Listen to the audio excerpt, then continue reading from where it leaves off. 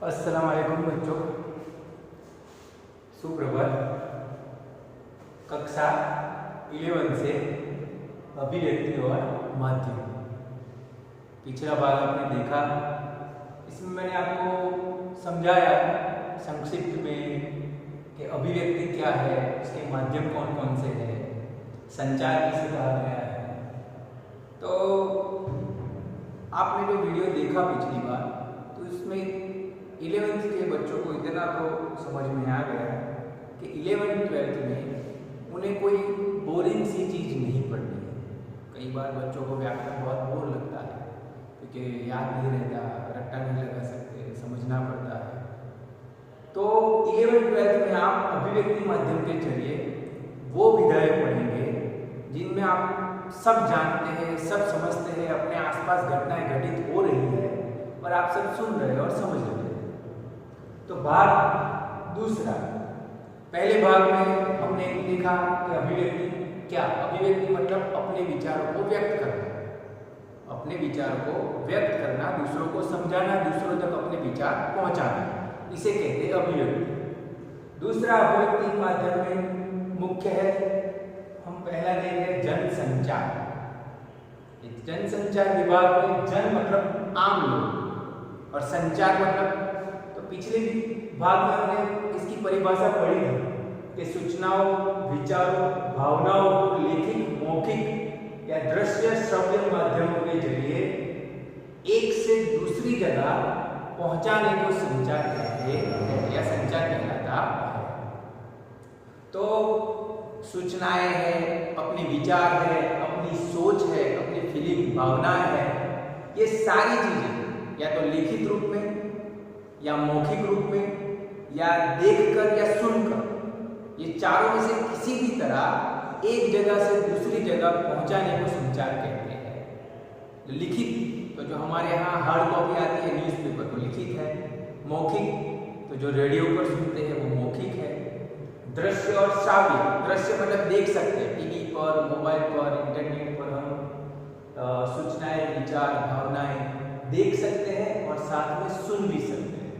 तो इस चारों में सभी माध्यम आ गए हैं। तो इस माध्यम के द्वारा जो मैसेज की आपले होती है, विचारों की आपले होती है, फीलिंग, भावनाएं, सूचनाएं, हादसे, जो भी घटनाएं घटित होती है, ये पूरे शहर, राज्य, देश और दुनिया में प्रसारित होती है और पहुंचती है, उसे कहते हैं संचार।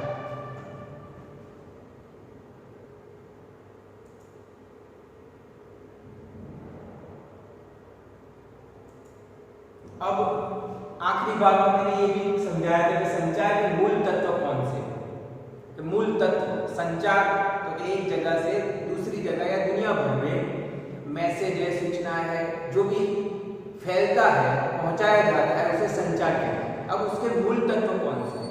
कि मूल तत्व मतलब जैसे ये इमारत है, पर ये इमारत कहाँ खड़ी है? इसकी नींव पर। तो उसी तरह संचार की नींव कौन सी, उसके मूल तत्व कौन से?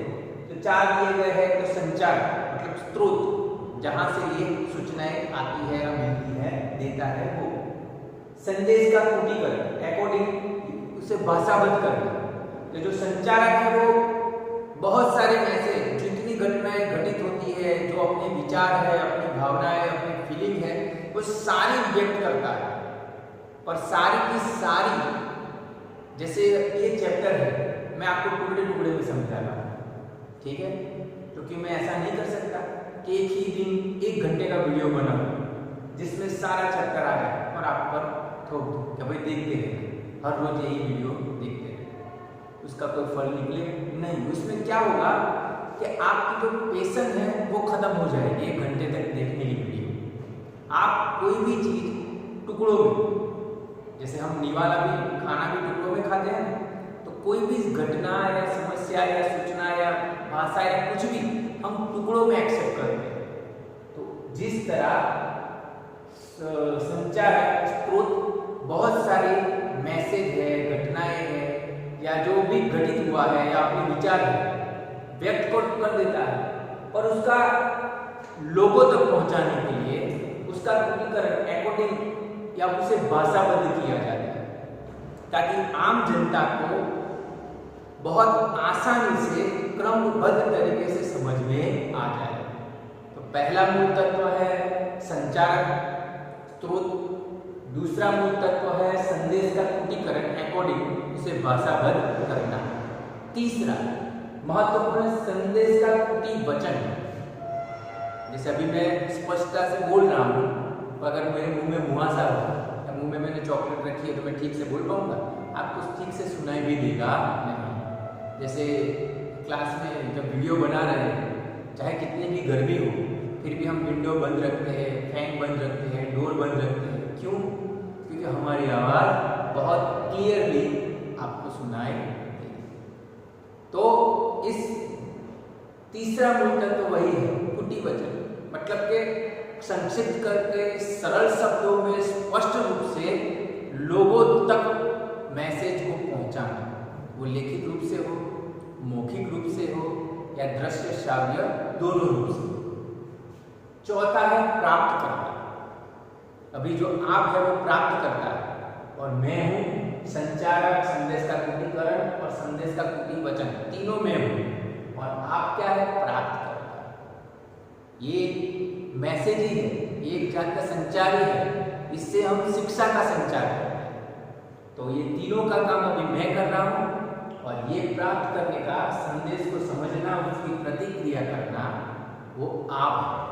तो आप समझ में आए कि चार मूल तत्व कौन से? अब आगे देखते हैं।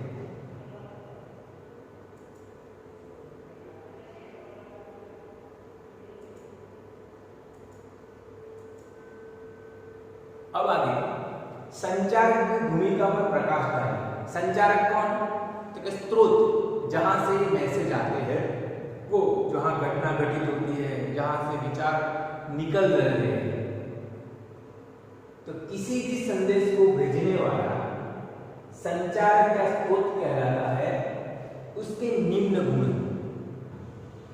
आप समझ तो रहे हैं ना कि कहीं भी न्यूज़पेपर्स हार्ड कॉपी आपके घर तक पहुंचती है, तो वो संदेश हो, गुजरात समाचार हो, टाइम्स ऑफ इंडिया हो या कोई भी न्यूज़पेपर हो, वो संचारक है और आप प्राप्त करता है। और बीच में न्यूज़पेपर में एडिटिंग किया जाता है, क्रमबद्ध उसे दिखाया जाता है, मुख्य समाचारों को पहले पेज पर दिया जाता है, खेल समाचारों को बीच में दिया जाता है, किसी के मरण के हो तो वो छोटे छोटे गोलों में दिया जाता है। ये सारा जो सेट किया जाता है वो बीच की बात है। त्रुटिकरण एन्कोडिंग और त्रुटिवचन जो दृश्य श्राव्य या रेडियो में होता है। तो ये संचार, तो वो न्यूज़ चैनल हो सकती है, वो रिपोर्टर हो सकते हैं, अभी मैं भी हूँ संचारक। किसी भी संदेश को भेजने वाला संचारक का स्रोत कहलाता है। उसके निम्न गुण है, याद रखना। संचारक कौन है?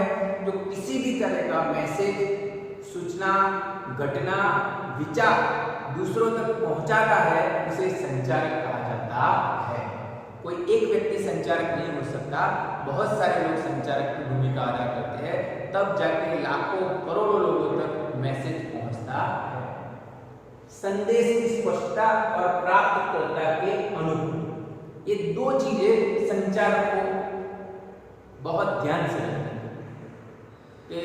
एग्जाम्पल के तौर पर आपको आसान हो इसलिए हम अपनी ही बात करें कि हम संचारक हैं। अभी जितने भी शिक्षक हैं, आपको पढ़ाने वाले, अलग अलग विषय पढ़ाने वाले, वो सारे संचारक हैं।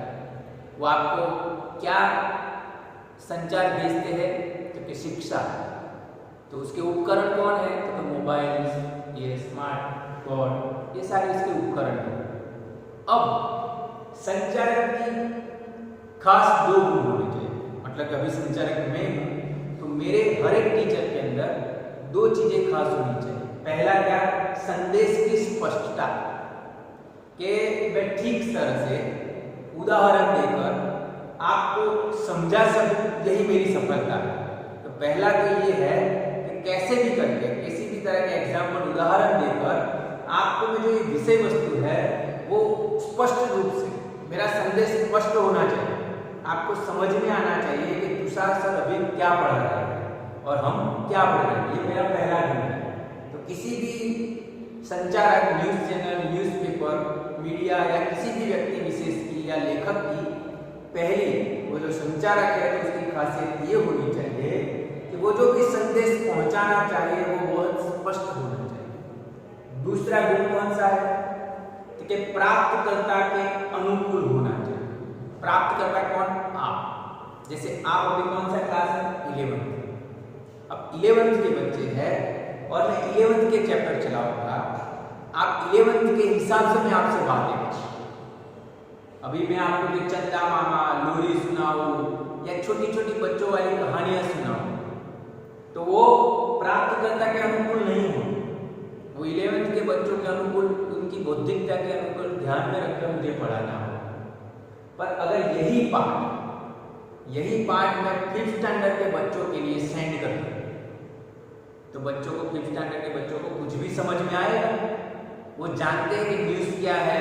5th स्टैंडर्ड के बच्चे ये भी जानते हैं कि देश में क्या हो रहा है, दुनिया में क्या हो रहा है, ये प्रधानमंत्री क्या बोल रहे हैं, ये सारी बातें उन्हें पता चल रही है। पर फिर भी जिस शब्दों, जिस विषय वस्तु, जिस बौद्धिकता को लेकर मैं आपके समक्ष उपस्थित हुआ हूँ और जो कह रहा हूँ वो 5th स्टैंडर्ड के बच्चों को समझ में आएगा नहीं। तो दूसरा महत्वपूर्ण गुण संचारक का क्या होना चाहिए कि जो प्राप्त करता है, जो मैसेज प्राप्त करते हैं उसके अनुकूल। अनुकूल मतलब एक तो वो जो इस एज में है उस एज के अनुकूल उन्हें मैसेज पहुंचना चाहिए। छोटे बच्चों को छोटे बच्चों जैसा, यंग जनरेशन को यंग जनरेशन जैसा, बुजुर्ग को तो बुजुर्गों जैसा। दूसरा, अनुकूलता से बहुत सारी बातें थी। दूसरा, समय के अनुकूल। जैसे हमने टाइम टेबल बनाया कि इस डे को ये क्लास, ये सब्जेक्ट एक क्लास ऑनलाइन आपको दिखाई देगी और आप कभी भी देख सके, इसलिए हमने अपने ही चैनल बनाकर वीडियो आप कभी भी देख सकते हैं। ऑनलाइन नहीं पढ़ा रहे, हम वीडियो सेंड कर रहे हैं। तो जो प्राप्तकर्ता के अनुकूल, कि जो संदेश प्राप्त करने वाला है उसके अनुकूल होकर, उसका समय हो, भाषा हो या कोई भी परिस्थिति, उसके अनुकूल होकर संचारक अगर संदेश भेजता है तो बहुत सरल रूप से ज्यादा लोगों तक वो फैलता है। तो संचारक के दो महत्वपूर्ण गुण कौन से? तो पहला, संदेश की स्पष्टता होनी चाहिए। दूसरा, प्राप्तकर्ता के वो अनुकूल होना चाहिए। अब फुटीकरण या एकोडिंग क्या है? जैसे मैसेज बहुत सारे हैं, ठीक है, या मैसेज बहुत विस्तार से कोई घटना को कोई रिपोर्टर अपने न्यूज़ चैनल में सेंड करता है कि हाँ ये घटना घटित हुई है। वो पूरी तरह हर तरह के एंगल से फोटोग्राफ लेगा, वीडियो लेगा, हर एक लोगों का इंटरव्यू देगा। उसने जो जो देखा, जो जो सुना, वो जो जो रिकॉर्ड कर सकता है वो सारी चीज़ें रिकॉर्ड करके वो हेड ऑफिस पर सेंड करेगा। अब जो रिपोर्टर जहाँ जो घटना घटित होती है वो जिस घटना का वो रिपोर्टिंग करता है वैसे की वैसे स्टूडियो वाले हम लोगों को दिखा देते हैं न्यूज़ नहीं, वो उसका एकोडिंग या कुटीकरण करते हैं, मतलब उसे शॉर्ट करते हैं, सरल करते हैं, सरल शब्दों में बनाते हैं, घटनाक्रम में रखते हैं ताकि कम समय में ज़्यादा से ज़्यादा लोगों तक ये न्यूज़ फैल सके, समाचार पहुंच सके और उन्हें समझ में आ सके। इस बात को क्या कहा गया है? कुटीकरण या एकोडिंग कहा गया है। तो संदेश के भेजने के लिए शब्दों, संकेतों या ध्वनि चित्रों का उपयोग किया जाता है। भाषा भी एक पुट मतलब चिन्ह है। अतः प्राप्तकर्ता को समझने योग्य पुटों में संदेश को बांधना ही एकोडिंग कहलाता है। एक पुट मतलब चिन्ह। आप देखिए अलग अलग रिपोर्टर है, उनकी अलग अलग खासियत है, अलग अलग सिंबल का प्रयोग करते हैं, अलग अलग दृश्य का प्रयोग करते हैं। यहाँ तक टाइटल ऐसे रखते हैं, सावधान इंडिया, जाग जाओ, ऐसे कई ऐसे हैं जो हमें याद रह जाते हैं कि वो आएंगे और क्या बोलेंगे। अब एक अर्नब गोस्वामी है जो बहुत चीख कर, जबकि न्यूज़ रीडर का काम है बहुत शालीनता से न्यूज़ को पढ़ना। अभी जैसे वर्तमान परिस्थिति में बहुत गंभीर बाबत ये है कि न्यूज़ चैनल का काम क्या है? न्यूज़ चैनल है, ये न्यूज़पेपर है, उनका काम बस इतना है कि देश में जितनी घटनाएं घटित होती है ना, वो सारी घटनाएं देश के हर एक कोने के व्यक्ति तक पहुंचाना। हर एक कोने के व्यक्ति तक पहुंचाना। बाद में जो उसे प्राप्त करने वाला है आम जनता, वो तय करेगी क्या सही है, क्या गलत है, क्या बदलाव आना चाहिए। पर अभी जितनी मीडिया है वो खुद ही जज और खुद ही वकील बन चुकी है कि वो खुद ही अपने हिसाब से लोगों को दिखाती है कि ये ऐसा है, ऐसा नहीं होता तो ऐसा होना चाहिए, जबकि उनकी भूमिका वो है ही नहीं। मीडिया की भूमिका इतनी है कि देश में कुछ भी घटना घटित होती है, अच्छी बुरी, या कोई कुछ भी अच्छा काम हुआ हो या कुछ बुरा काम हुआ हो, अनहोनी हुई हो, तो जैसा का तैसा उन्हें लोगों के समक्ष रखना है, अपना नजरिया उन्हें दिखाना नहीं है। पर हमारे देश की एक करुणता ही है अभी कि मीडिया एक विश्वास पाकर लोकतंत्र का एक नींव है, वो आज लगता नहीं कि कोई ईमानदारी के साथ काम कर रहा है। अब हम उस पर नहीं जाते हैं, इस पर आते हैं त्रुटिकरण, संदेश चिन्ह, संदेश लोगों तक भेजने से पहले उसे सरल बनाना, भाषा को सरल बनाना, उसे सिंबॉलिक बनाना, चिन्ह के रूप में, त्रुटि मतलब चिन्हित रूप में, चिन्हों के रूप में बनाना, यही सारी भाषा को एकजुट चिन्हित करके सरल बनाकर उसका एकोडिंग करके पुटऑन में संदेश को बांधना ही एकोडिंग कहलाता है। फिर से एक बार परिशब्द भाषा पढ़ लेता हूँ कि त्रुटिकरण या एकोडिंग क्या कहलाता है कि संदेश को भेजने के लिए शब्दों, संकेतों या ध्वनि चित्रों का उपयोग किया जाता है। भाषा भी एक कूट चिन्ह है, कूट मतलब चिन्ह है, चिन्ह ही है ना। ये सारे चिन्हों को क्या कहते हैं हम? देवनागरी लिपि, लिपि कहते हैं। इन चिन्हों को क्या कहते हैं? लिपि। ये कौन से चिन्ह है हिंदी में? देवनागरी। अतः प्राप्तकर्ता को समझने योग्य पुटऑन में संदेश को बांधना ही एकोडिंग कहलाता है। सरल भाषा ये है कि त्रुटिकरण या एकोडिंग किसे कहते हैं, तो कि जो संदेश प्राप्त करता है वो सरल रूप से संदेश को समझ सके, ऐसा बनाना उसे एकोडिंग कहा जाता है। अब जिस तरह त्रुटिकरण या एकोडिंग, उस तरह वाचन या डिकोडिंग यहाँ बनाना है, सरल बनाना है, और यहाँ कूटवाचन या डिकोडिंग मतलब व्यक्त करना है, बोलना है, जिसे हम सुन सकते हैं या जिसे हम पढ़ सकते हैं। कि कूटवाचन या डिकोडिंग क्या है? देखिए, कूटवाचन की उल्टी प्रक्रिया कूटवाचन कहलाती है। इसके माध्यम से संदेश को प्राप्त करता कूट चिन्हों में बांध संदेश समझता है। कूटीकरण मतलब जो संदेश है लोगों तक पहुंचाने के लिए इसे सिंबॉलिक करना, चिन्हित करना, सरल बनाना, उसे घटनाक्रम में रखना, उसे कूटीकरण एकोडिंग कहते हैं। और कूटवाचन या डिकोडिंग किसे कहते हैं? ठीक है, कूटवाचन की उल्टी प्रक्रिया, कूटवाचन की उल्टी प्रक्रिया कूटवाचन कहलाती है। इसके माध्यम से संदेश को प्राप्त करता कूट चिन्हों में बांध संदेश समझते हैं। जैसे ये बना दिया, इसके जरिए हम प्रस्तुत करते हैं, वो न्यूज चैनल से प्रस्तुत करते हैं या न्यूज़पेपर में प्रस्तुत करते हैं या रेडियो के द्वारा प्रस्तुत करते हैं। तो सरल तरीके से प्रस्तुत करना, और दूसरा जो संदेश प्राप्त करता है वो भी अपने तरह से कूट चिन्ह के रूप में संदेश समझता है, उसे कहते हैं कूटवाचन या डिकोडिंग कहते हैं।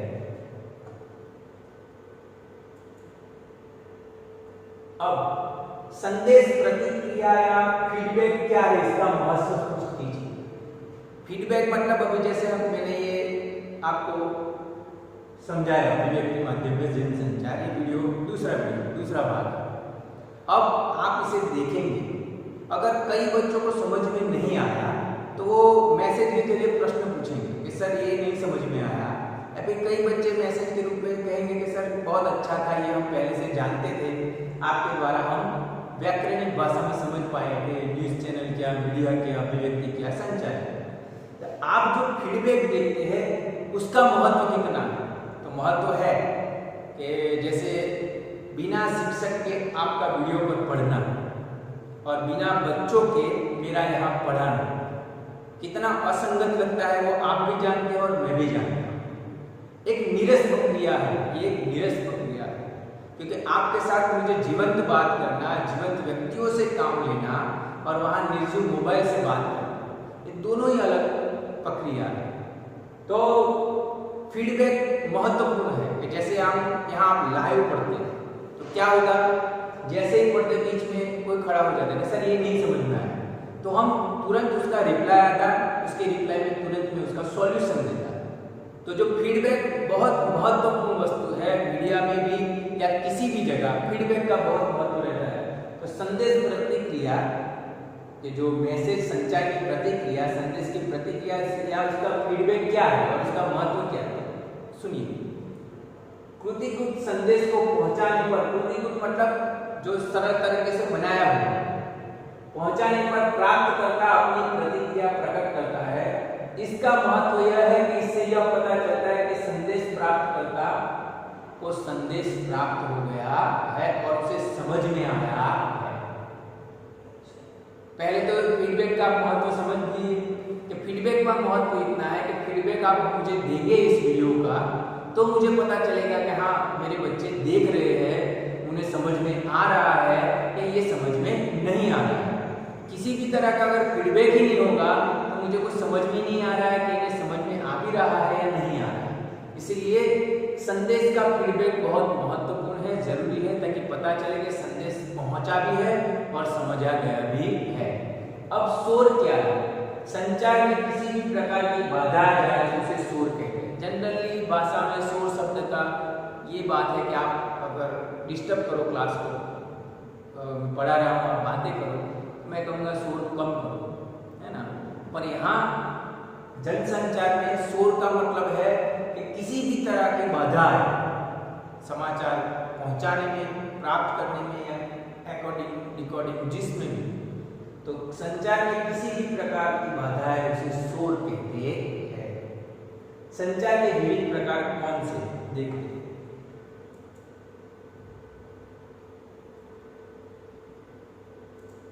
तो ये संचार के विविध प्रकार हैं।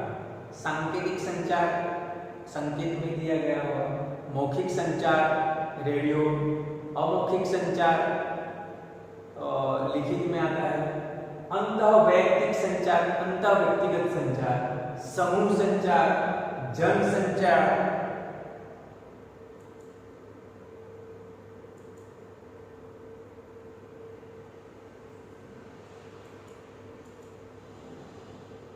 बस यही तक है। तो इस भाग में मैं आशा करता हूँ कि आपने जनसंचार में संचार क्या, संदेश पहुँचाए कैसे जाते हैं, प्राप्त कैसे किए जाते हैं, फीडबैक का क्या महत्व है, शोर का क्या महत्व है, वो समझे होंगे। तीसरे भाग में मैं चाहूँगा कि एक बार आपको इसके क्वेश्चन आंसर लिखो, ताकि आप क्वेश्चन आंसर लिखते समय आपको समझ में आए कि कैसा होता है वो प्रश्न के उत्तर